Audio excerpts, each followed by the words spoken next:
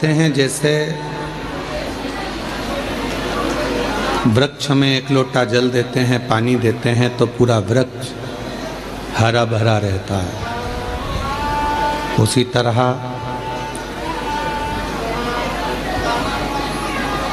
मनुष्य अगर थोड़ा बहुत भोजन करता है, पानी पीता है तो उसका शरीर में शक्ति रहती है। धेनुमानस कहती है, श्री विष्णु पुराण वर्णन करती है कि गौ माता की पवित्र कथा शिव पुराण भी वर्णन करती है कि जब हम गौ माता की कोई सेवा करते हैं, गौ सेवा में अगर लगते हैं तो हमारे 33 कोटि देवता भी प्रसन्न हो जाते हैं और कृपा बरसाते हैं। संपूर्ण भारतवासियों को, संपूर्ण सनातनियों को आज गोपाष्टमी की बहुत बहुत बधाई हो। सबके जीवन में माँ गौ माता के सेवा के प्रति भाव जागृत हो। शिव कृपा सब पर हो। शिव पुराण भक्ति और मुक्ति, जैसे 500 के करीब में आपके धनौरा गांव के लोग आए हैं, 500 और 500 भक्त यहाँ आए। भले ये 500 जो आए हैं पहले किसी की शादी में गए होंगे, वहाँ पर बहुत सारा इनके लिए व्यवस्था मिली होगी, बफेट मिला होगा, सोने के लिए अच्छे गद्दे मिले होंगे, अच्छा रूम मिला होगा। पर कुबरेश्वर धाम पर आकर यदि थोड़ी बहुत भी परेशानी आपको झेलना पड़ी हो तो खुश होना कि आने वाली ज़िंदगी में आप कभी परेशानी नहीं झेल पाओगे।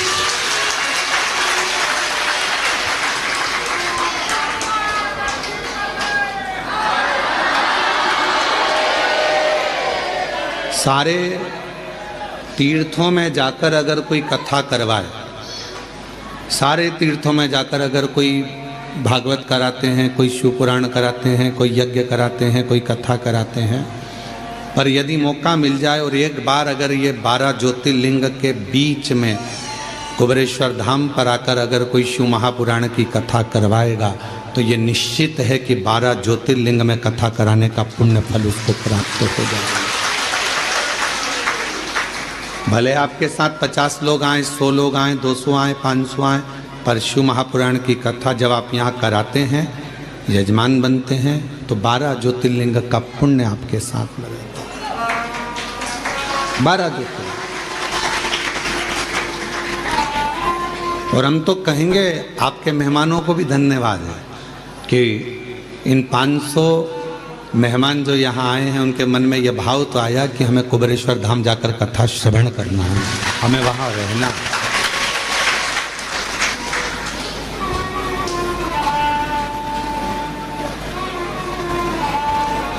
और मेरा कुबरेश्वर बाबा का धाम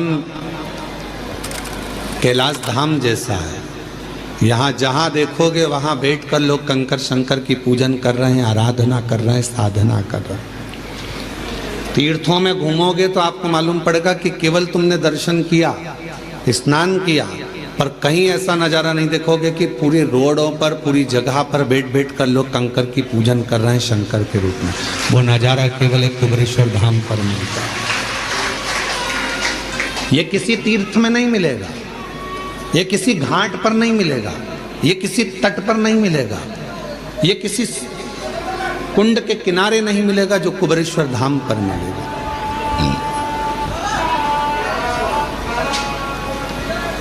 भक्ति और मुक्ति, दो साधन भगवान ने दिए हैं कि अगर मुक्ति के पद पर पहुंचना है तो पहले भक्ति जरूरी है।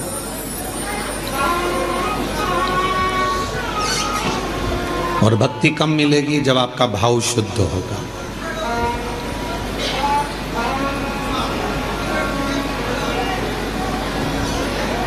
आप में से कोई ऐसा है जिसने अपनी परछाई को पकड़ा हो? अपनी परछाई अपने पकड़ाई में आती है क्या? बोलो, जम के बोलो।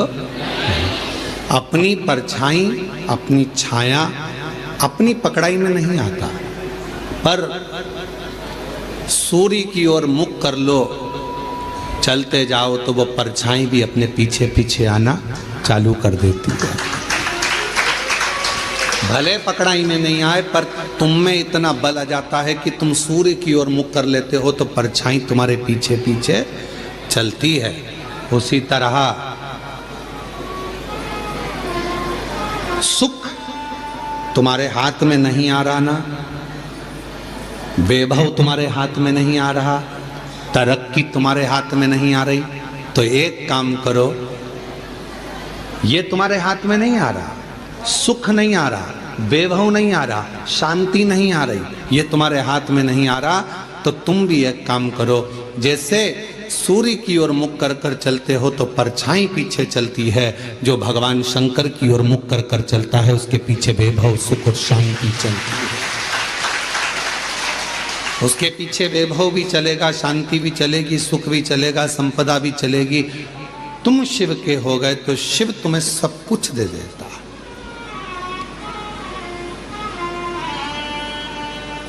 और तेरी कृपा बिना नहीं ले एक भी अणु, लेते हैं श्वास तेरी कृपा से। वो क्या नहीं देता, वो एक लाइन इसमें आती है, क्या क्या नहीं दिया क्या हम क्या कहें, क्या नहीं दिया परमात्मा, क्या प्रदान नहीं करा परमात्मा ने। बस गए 3 लोक प्रभु तेरे दान से। शिव जी एक ऐसे हैं जिन्होंने 3 लोकों का निर्माण अपने दान से करा है।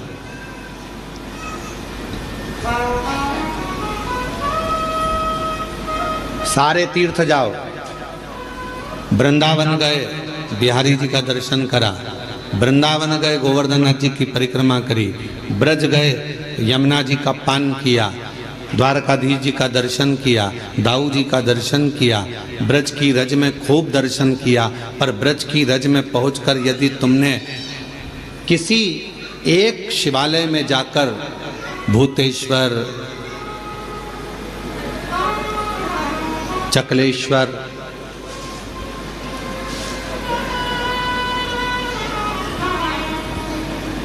भगवान शिव के अनेक अनेक जो मंदिर हैं पूरे ब्रज में, किसी एक शिवालय में जाकर ब्रज गए, पर ब्रज में आपने सब दर्शन करे, पर शंकर के मंदिर में जाकर अगर एक लोटा जल नहीं चढ़ाया तो ब्रज की यात्रा भी पूर्ण नहीं मानी जाती।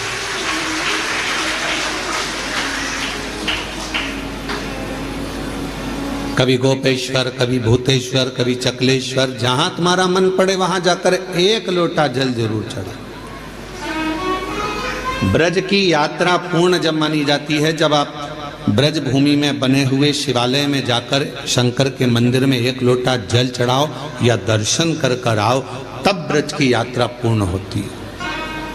अयोध्या जाओ तो अयोध्या के किसी भी शिव मंदिर में जाकर एक लोटा जल चढ़ा कर आओ, तब अयोध्या की यात्रा पूरी मानी जाती है।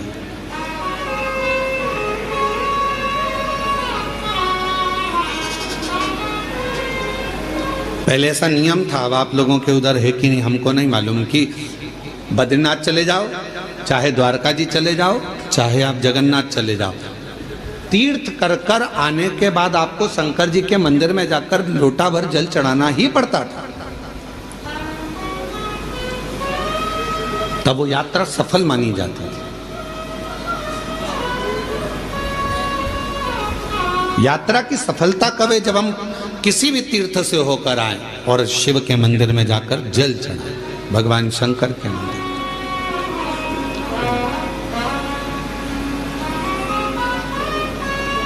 बस गए, ये उसकी उदारता इतना विशाल है, वो इतना विशाल है वो कि जो आता है उसकी शरण में उसको वो स्वीकार करते चले जाते, इतना विशाल।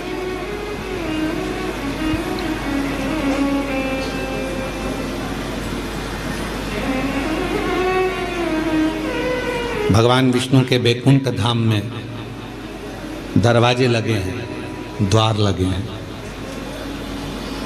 भगवान ब्रह्मा जी के ब्रह्मलोक में भी दरवाजे लगे हैं, द्वार लगे हैं।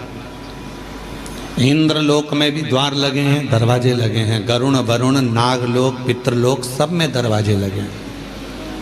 केवल एक भगवान शंकर का धाम कैलाश, केवल एक कैलाश जहां मेरे शिव बसते हैं वहां दरवाजा नहीं होता। क्यों? क्योंकि भगवान शंकर को मालूम है कि उसका भक्त उसको कभी भी पुकार सकता है, तो उसको दौड़ ना कर, कभी भी पुकारे। हम आपसे पूछते हैं, एक उत्तर दीजिएगा। बेटा बहू अपने कमरे में है तो उनका कमरा वो दरवाजा लगाते हैं, बेटी अपने कमरे में है तो वो दरवाजा लगाती है, पर घर के बुजुर्ग, माता पिता, बूढ़े, वो अपना दरवाजा कभी बंद कर कर नहीं सोते। सोते हैं क्या?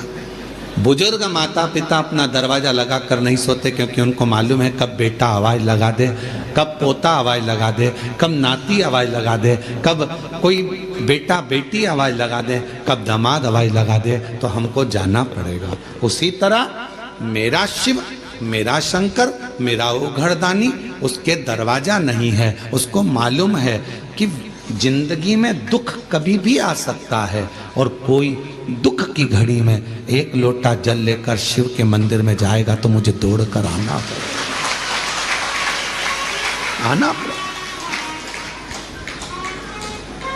हमसे कई लोगों का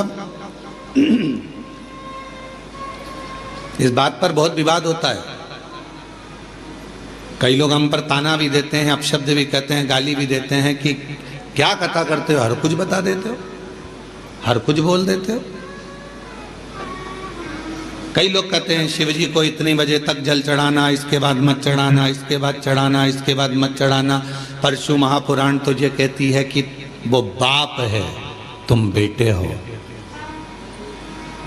बेटा बेटी को कभी भी माँ बाप की जरूरत पड़ जाए, उससे मिलने का सबसे सुंदर तरीका है एक लोटा जल। जब दुख आए तो दौड़कर मंदिर चले जाओ, चढ़ाओ।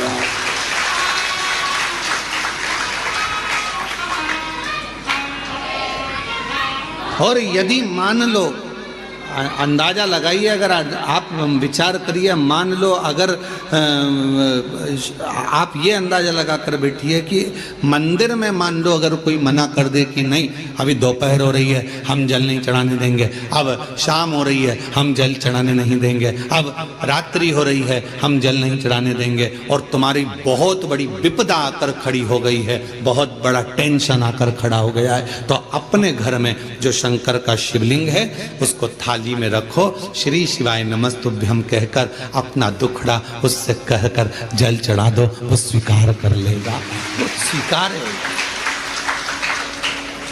वो स्वीकार कर लेगा। आप में से, हमें उम्मीद है कि आप लोगों में से सब लोग 2-2, 4-4 दिन से यहाँ पर तो होंगे, हो यहाँ पर 2-5 दिन से, तो आपने देखा होगा केवल सारे मंदिर घूम कर आ जाओ, चाहे काशी जाओ, उज्जैनी जाओ, ओमकार जाओ, चाहे तुम्हारी मर्जी पड़े केदार जाओ, सबके पट बंद हो जाते हैं। पर कंकर शंकर की भूमि पर हमारे बाबा ऐसे बैठे हैं कि लोग पूरी रात जल चढ़ाते हैं और बाबा से अपना विनय करते हैं पूरी रात। और आप लोगों में से कई लोगों ने तो रात को 1 बजे भी उठे होंगे तो देख रहे होंगे कि लोटा लेके खड़ी है। कोई रात को 2 बजे भी उठा होगा तो उसको लगा होगा कि अभी भी दिया लगा कर बैठी है। रात को 12 बजे से लेकर 4 बजे तक के बीच में अगर आप देखोगे तो कई महिलाएं, कई पुरुष, कई बच्चे, कई बेटियां, कई बेटे अपनी साधना में, शंकर की साधना करने 1 लोटा जल चढ़ाकर रात्रि में भी साधना में डूबे रहते हैं। ये वो भूमि है, यहाँ से व्यक्ति तेज लेकर जाता है। ये वो भूमि है जहाँ से व्यक्ति खाली झोली लेकर नहीं जाता, झोली भर कर जाता है। ये वो भूमि है जहाँ व्यक्ति अपनी साधना को करने के लिए आता है। साधना, यहाँ तंत्र वाले भी आते हैं तो मंत्र वाले भी आते हैं, यहाँ साधना वाले भी आते हैं तो योग वाले भी आते हैं। यहाँ उपासना वाले आते हैं तो पूजा वाले भी आते हैं, बैठते हैं।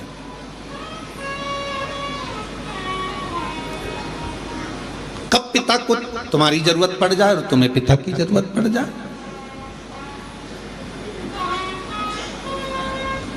हमारे यहाँ पर दोपहर में हम जल नहीं चढ़ाने देंगे, हम शाम को जल नहीं चढ़ाने देंगे, हम रात को जल नहीं चढ़ाने देंगे, हम दिन में जल नहीं चढ़ाने देंगे। मत चढ़ाओ, जहाँ का जैसा नियम है उसके अनुसार चलो। पर अपने घर में अपने पिता के पास कोई नियम नहीं चलता। वो जब तुमको तकलीफ आ जाए, जब तुमको दुख आ जाए, जब तुम्हें कष्ट आ जाए, तब उसको याद करना, श्री शिवाय नमस्तुभ्यं।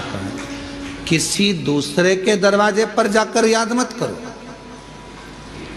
दुख आया और किसी ने कह दिया चलो मैं तुम्हें वहां लेकर जा रहा हूं, वहां दुख मिट जाएगा, चलो मैं वहां लेकर चलती हूं, वहां तकलीफ मिट जाएगी। ना ना ना, मेरा तो बाप मेरे घर में बैठा है, मेरा बाबा बैठा है, कुबेर भंडारी का नाम लूंगी, कुबेरेश्वर बाबा का नाम लूंगी, एक लोटा जल चढ़ाऊंगी, श्री शिवाय नमस्तुभ्यं कहूंगी और मेरा दुख कट जाएगा, ये निश्चित है। कभी भी याद करो उसको, कभी।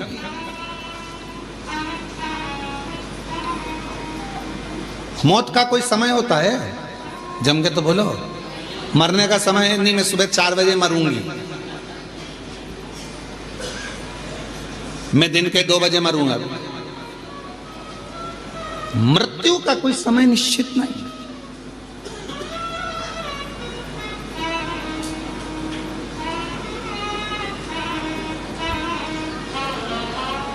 एक बात पूछे हम आपसे, उत्तर दीजिएगा, थोड़ा सा जवाब दोगे आप लोग?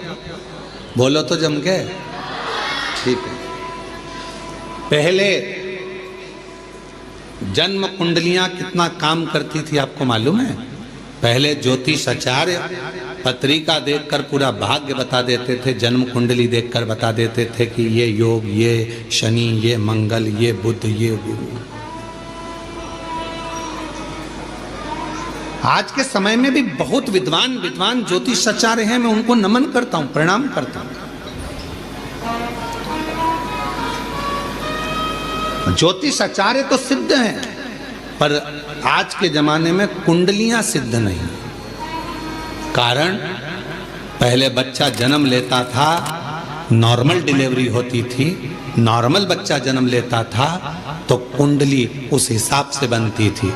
आजकल डॉक्टर कह देते हैं कि आप तारीख चुन लीजिए, कौन सी तारीख को ऑपरेशन करना है, हम बच्चे को उस समय पर उस तारीख में उतनी बजे, जितनी बजे बोलोगे उतनी बजे हम ऑपरेशन कर देंगे। बोलो सही है कि गलत?